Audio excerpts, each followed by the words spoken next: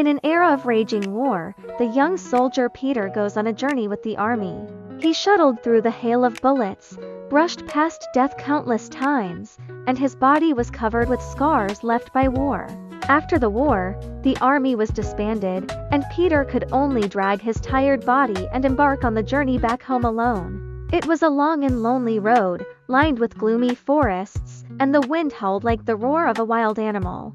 Peter was hungry and thirsty. He felt that he might collapse in this wilderness at any time. Just when he was almost desperate, a dilapidated hut appeared in front of him. The door opened with a creak, and an old witch appeared at the door. Her face was wrinkled, but her eyes were full of mystery. "Who are you? What are you doing here?" "I'm a soldier. The war is over. I want to go home, but I'm tired and hungry. Can you give me something to eat and a place to live?" Peter said sincerely. The old witch looked him up and down, and then showed a strange smile. "Yes, but you have to do me a favor. In the depths of this forest, there is an ancient well with a large castle beneath it. There are 3 rooms in the castle, each with a large chest. The box in the first room was filled with copper coins, the box in the second room was filled with silver coins, and the box in the third room was filled with gold coins. As long as you help me bring these boxes, I'll give you a generous reward." When Peter heard this, his heart skipped a beat.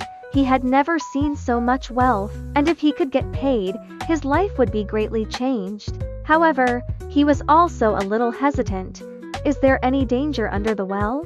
The old witch took out a rope and an ignition box from her bosom and handed it to Peter. "Don't worry, this rope can help you go up and down the well, and this ignition box can light you up. However, you must remember big dogs in the castle. As you don't provoke them, they won't hurt you." Peter took the rope and the tinderbox, and although he was still a little scared, his desire for wealth still made him nod. He followed the old witch to the ancient well. The wellhead of the ancient well was dark and bottomless, and a cold air came to his face. Peter tied the rope and slid down the well slowly. There was a humid smell at the bottom of the well. He wiped the tinderbox, and a faint fire flickered in the darkness, illuminating the scene in front of him. A magnificent castle appeared in front of him. The gate of the castle was open, and a low roar could be heard inside. Peter cautiously walked into the castle and into the first room. The room was full of copper coins. Peter held his breath, gently bypassed it, moved the box full of copper coins to the wellhead. He came to the second. The dog with eyes as big as water wheels was watching him warily. Peter's heart beat faster. He suppressed his fear, and quickly moved the box full of silver coins to the mouth of the well and pulled it up. Finally, he came to the third room. Before entering the door, a strong sense of oppression came over his face. The gold coins in the room were piled up like mountains, and the light was dazzling. The dog with eyes as big as a round tower crouched beside the box like a hill, and its roar shook the castle. Peter's legs began to weaken, and he hesitated for a moment, but thinking of the wealth, he still mustered up the courage to go in. Just as he reached out to move the box, the big dog suddenly stood up, opened its bloody mouth, and pounced on him. Peter was so frightened that he turned and ran as fast as he could, feeling that the dog's paws were about to grab him on the back. In a panic, Peter accidentally fell. Just then, he suddenly remembered the ignition box. He hurriedly took out the ignition box and wiped it. The dog with eyes as big as teacups suddenly appeared in front of him. "Stop this big dog," Peter shouted. The dog with eyes as big as a teacup rushed up immediately. Peter took the opportunity to move the box full of gold coins to the wellhead. Peter left the well with his fortune. He returned to the hut. "Have you got everything?" the old witch asked eagerly. "Got it." Peter opened the box and showed the old witch the wealth inside. There was a hint of greed in the old witch's eye. "Doesn't count. What can you do to me? You untrustworthy old woman, I won't let you succeed." The old witch was so angry that she took a dagger from her bosom and stabbed Peter. Peter was quick to kick the dagger away. Peter left the cottage with his wife. He lived in a luxurious house, wore expensive clothes, and was surrounded by many people every day to flatter him. However, Peter was not happy in his heart. He often thought of his comrades who died on the battlefield, and of those who lost their homes and loved ones because of the war. He felt that his wealth had come too easily, and some had been earned without effort. One day, Peter saw a little girl on the street. He went up and gave the little girl some money and food.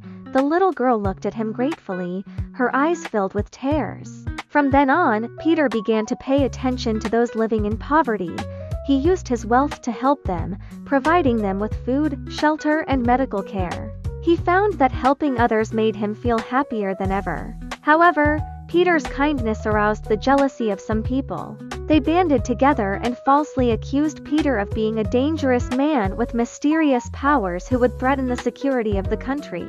The king listened to them and ordered Peter's arrest. Peter was in prison, and he felt very desperate. He didn't understand why he was rewarded like this. He took out the tinderbox and wiped it. 3 big dogs immediately appeared in front of him. "Take me out of here, Peter," and escaped. Peter decided to go to the king and explain, "Your Majesty, I was wronged. I used my wealth to help many people and did nothing to harm the country," Peter said sincerely. The king looked at Peter with some hesitation in his heart. At this time, a minister stood up and said, "Your Majesty, we have no evidence to prove his guilt. Why don't we give him a chance to prove his innocence?" The king nodded and said, "Okay, I'll give you a chance. Now the country is facing a crisis, and the armies of neighboring countries are attacking us.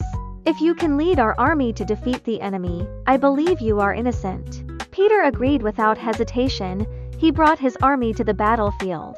On the battlefield, Peter displayed his bravery and wisdom.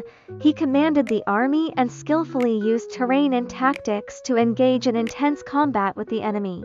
Just as the battle was at its most intense, Peter took out the ignition box again and wiped it. 3 big dogs appeared on the battlefield, and their appearance terrified the enemy. The enemy's army began to become confused, and Peter took the opportunity to lead the army in a charge. Ultimately, Peter led the army to victory. He continued to use his wealth and strength to help those in need. The ignition box also became a symbol of his justice and kindness, accompanying him throughout his life. And his story has also been passed down in this country, inspiring generation after generation to pursue justice and kindness.